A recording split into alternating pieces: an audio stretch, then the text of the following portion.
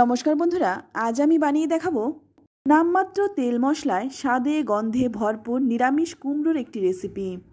এটা বানানো যেমন সহজ, খেতেও কিন্তু ভীষণই ভালো হয়। ভাত কিংবা রুটি যে কোনো কিছুর সাথে খাওয়া যাবে। তো রান্নাটা করার জন্য প্রথমেই এখানে নিয়েছি এক ফালি মিষ্টি কুমড়ো। আর কুমড়োটা এমন নিয়েছি, কুমড়োটা কিন্তু খুব একটা পাকাও না, আবার কিন্তু খুব একটা কাঁচাও না। তো দেখুন, কুমড়োটা আমি হালকা খোসা ছাড়িয়ে একটু ছোট ছোট টুকরো করে কেটে নিয়েছি। আর সঙ্গে আমি কিছুটা নিয়েছি পুঁই শাকের ডাঁটা। এই রান্নাটার মধ্যে যদি কিছুটা পুঁই শাকের ডাঁটা দেওয়া হয় তাহলে কিন্তু স্বাদে গন্ধে একদম অতুলনীয় হয়ে ওঠে।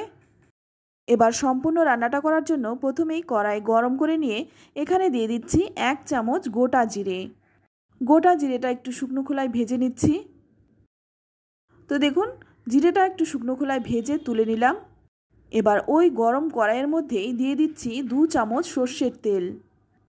তেলটা ভালো করে একটু গরম করে নিয়ে এখানে আমি কিছুটা ডালের বড়ি হালকা লালচে রং ধরিয়ে ভেজে নেব। একদম হালকা পাতলা স্বাস্থ্যকর একটি রান্না। যেহেতু রান্নাটা আমি নিরামিষভাবে করছি তাই এখানে আমি বিউলির ডালের বড়িটা নিয়েছি, আপনারা কিন্তু মটর ডালের বড়িটাও নিতে পারেন। তো দেখুন, ডালের বড়িগুলো ভেজে তুলে নিলাম। এবার বাদবাকি যেই তেলটুকু রয়েছে ওই তেলের মধ্যেই দিয়ে দিচ্ছি কেটে রাখা কুমড়োগুলো। তো প্রথমেই আমি কুমড়োটাকে 1 মিনিটের মতো একটু ভেজে নিচ্ছি। তো দেখুন, একটু নাড়াচাড়া করে এর মধ্যে দিয়ে দিচ্ছি কেটে রাখা পুঁই শাকের ডাঁটাগুলো। সঙ্গে দিয়ে দিচ্ছি ঝাল বুঝে কাঁচা লঙ্কা। এখানে আমি 7 থেকে 8টা চেরা কাঁচা লঙ্কা দিয়ে দিলাম, তবে আপনারা আপনাদের পছন্দ মতো ঝালটা দিয়ে দেবেন। তো সমস্ত কিছু দিয়ে একটু নেড়েচেড়ে নিয়ে এবার আমি দিয়ে দিচ্ছি স্বাদ মতো লবণ আর দিয়ে দিচ্ছি সামান্য একটু হলুদ গুঁড়ো। এবার লবণ আর হলুদ গুঁড়োটা দিয়ে 2 মিনিটের মতো ভেজে নেব। ঢাকা দিয়ে দিয়ে সবজিগুলো ভেজে নেব, এতে করে কিন্তু তাড়াতাড়ি নরমও হয়ে যাবে। তো দেখুন, সবজিগুলো কিন্তু খুব ভালো করে ভেজে নিয়েছি। আর কুমড়ো কিন্তু একদম নরম সবজি, সেদ্ধ হতেও কিন্তু খুব একটা সময় লাগে না। এবার এর মধ্যে দিয়ে দিচ্ছি পরিমাণ মতো জল। জলটা ফুটতে থাক, ততক্ষণে এই দিকে একটা শিল পাটার মধ্যে নিয়ে নিলাম 1 ইঞ্চির মতো আদা। আদাটাকে একটু গ্রেট করে নিচ্ছি। তো দেখুন, সম্পূর্ণ আদাটা আমি গ্রেট করে নিলাম। আর এখান থেকে অর্ধেকটা আদা আমি তুলে নিচ্ছি। আর অর্ধেকটা আদার মধ্যে যেই ভেজে রেখেছিলাম জিরেটা, এবার সেই আদা আর জিরেটাকে একসঙ্গে বেটে নেব। তো দেখুন, অল্প মশলা বলে আমি শিলেই বেটে নিলাম, তবে আপনারা কিন্তু চাইলে মিক্সিতে অবশ্যই বেটে নিতে পারেন। সামান্য একটু জল দিয়ে পাটাটা ধুয়ে একদম পরিষ্কার করে তুলে নিলাম।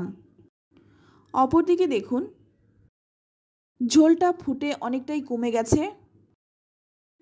একটু নেড়েচেড়ে এবার আমি দিয়ে দিচ্ছি ভেজে রাখা ডালের বড়িগুলো।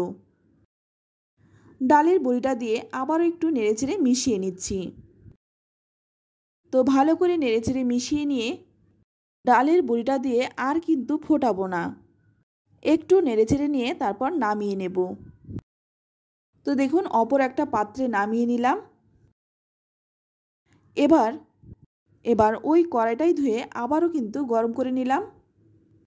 এবার ওই গরম কড়াইয়ের মধ্যে দিয়ে দিলাম 1 চামচ সর্ষের তেল।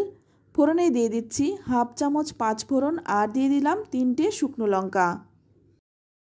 শুকনো লঙ্কা আর 5 ফোড়নটাকে একটু ভেজে নিয়ে যখন এর থেকে সুন্দর গন্ধ বেরোবে তখন এর মধ্যে দিয়ে দেব যে অর্ধেক আদা আমি তুলে রেখেছিলাম, সেই অর্ধেক আদাটা আমি ফোড়নে দিয়ে দিলাম। এবার আদার কাঁচা গন্ধ চলে যাওয়া পর্যন্ত আদাটা একটু ভেজে নেব। একদম সহজ সাধারণ একটি রান্না, কিন্তু খেতে হয় অসাধারণ। তো দেখুন, ফোড়নটা ভালো করে ভেজে নিয়ে তারপর এর মধ্যে ঝোলটা দিয়ে দিলাম। তারপর খুব ভালো করে একটু নেড়েচেড়ে মিশিয়ে নেব। তো ভালো করে নেড়েচেড়ে মিশিয়ে নিচ্ছি। আমি কিন্তু এই রান্নাটার মধ্যে আলু দেইনি, তবে আপনারা যারা আলু খেতে পছন্দ করেন তারা কিন্তু আলু দিতে পারেন। এবার আমি এখানে দিয়ে দিচ্ছি বেটে রাখা সেই মশলাটা। মশলার প্লেটটা ধুয়ে সামান্য একটু জলও দিয়ে দিলাম। এইটুকু মশলা দেওয়ার কারণে এর স্বাদ কিন্তু দ্বিগুণ বেড়ে যায়। এবার আমি এখানে দিয়ে দিচ্ছি 1 চামচ চিনি। যেহেতু নিরামিষ রান্না তাই চিনিটা কিন্তু অবশ্যই দিয়ে দেবেন, এতে করে স্বাদটা ব্যালেন্স হবে। তো দেখুন ভালো করে নেড়েচেড়ে মিশিয়ে নিয়েছি। এবার একটু 2 মিনিটের মতো ফুটিয়ে নেব। তো বন্ধুরা, এটা হতে পারে নিরামিষ রান্না, কিন্তু আমিষ রান্নাকে টেক্কা দেবে, এতটাই টেস্টি হয়। তো এবার নামানোর আগে দিয়ে দিচ্ছি একটু ধনেপাতা। তবে আপনাদের কাছে যদি ধনেপাতাটা না থাকে সেক্ষেত্রে ধনেপাতাটা নাও দিতে পারেন, তবে ধনেপাতাটা দিলে স্বাদ গন্ধ দুটোই বেড়ে যাবে। তো ভালো করে নেড়েচেড়ে মিশিয়ে নিয়ে তারপর গ্যাসের আঁচটা বন্ধ করে একটা ঢাকা দিয়ে রাখবো যতক্ষণ না পরিবেশন করছি। তো আমি একটু পরিবেশন করে দেখাচ্ছি। তো দেখুন দেখতে কতটা সুন্দর হয়েছে, খেতেও কিন্তু ভীষণই টেস্টি হয়। ভাত কিংবা রুটি যে কোনো কিছুর সাথে এটা খেতে পারেন, বা যারা সবজি খেতে পছন্দ করেন তারা কিন্তু শুধু শুধু খেয়ে নিতে পারবেন। তো বন্ধুরা, নিরামিষ কুমড়ো তো অনেকভাবেই রান্না করে খেয়েছেন, একবার আমার মতো এইভাবে করে দেখুন।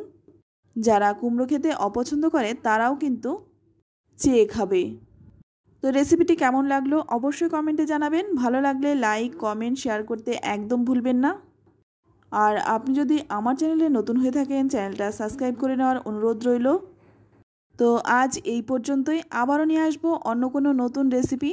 ততক্ষণ সকলে ভালো থাকবেন, সুস্থ থাকবেন, আর সকলকেই ধন্যবাদ।